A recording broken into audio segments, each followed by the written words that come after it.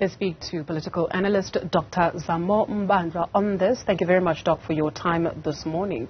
Let's start perhaps with the ruling party as well as the IFP voting with the ruling party in Parliament to endorse Advocate Kholeka Gcaleka as the next public protector. Did they abuse their privilege? Good morning, Dudu, and good morning to the viewers. In Parliament, you have different political parties, and some political parties agree on a particular point, but it does not necessarily mean they are abusing their privilege. And remember, every time when there is a matter that has to be discussed in Parliament or a matter that must be voted in, there is a process where parliamentary members of Parliament engage each other, convince each other, or mobilize one another to vote towards a particular direction. And I think in this particular case, the ANC was able to win the support of the IFP based on the matter. And it doesn't mean that they are actually abusing their power. Of course, it's a game of numbers. If you have the majority in the Parliament, of course, when you vote in numbers, then your decision becomes a democratic decision, because this is a democratic government and this is a democratic parliament. Well, again, with regards to the issue of the public protector, I think over the past 10 years or so, there has been issues about the leaders of the Charter institutions. There has been a perceived political interference in those who are leading in the Charter institutions.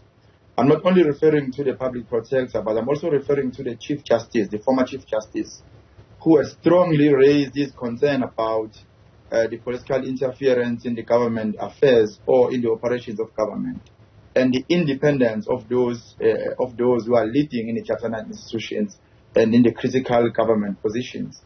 And I think Advocate Mkhwebane is the victim of the circumstances, because she has also found herself in a position where there was a high level of political interference, and then, of course, if there is a political interference, and then we are not aligned to any form of political faction within the ruling party, it becomes very difficult for that particular individual to be supported or to be protected by a specific group of people, because at the moment, I can say that the public protector that is actually being appointed and supported by the Parliament, it is clear that based on the decisions that has been made, they are not actually implicating anyone within the ruling party, particularly the President himself, on the issue of the Phala Phala.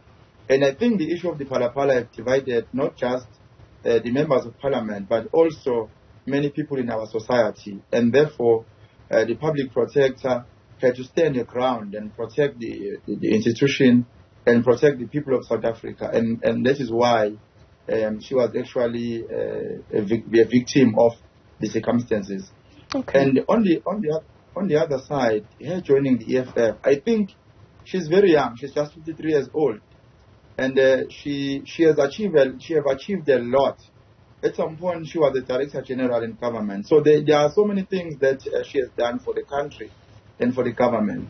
And of course, I think the ANC has not actually looked into what she has achieved in government, the contributions that she has made, because perhaps they should have used her for other positions, or maybe deployed her somewhere to make some contributions. But because of the differences between the ruling political party, those who are in the Parliament, and the way she has been operating in the office as the public protector, I think that's actually caused a problem and I would say a bad blood between her and the leadership of the government and the leadership of the ANC. Dr. Mbandlwa, thank you very much for your contribution this morning. Dr. Zamo Mbandlwa is a political analyst.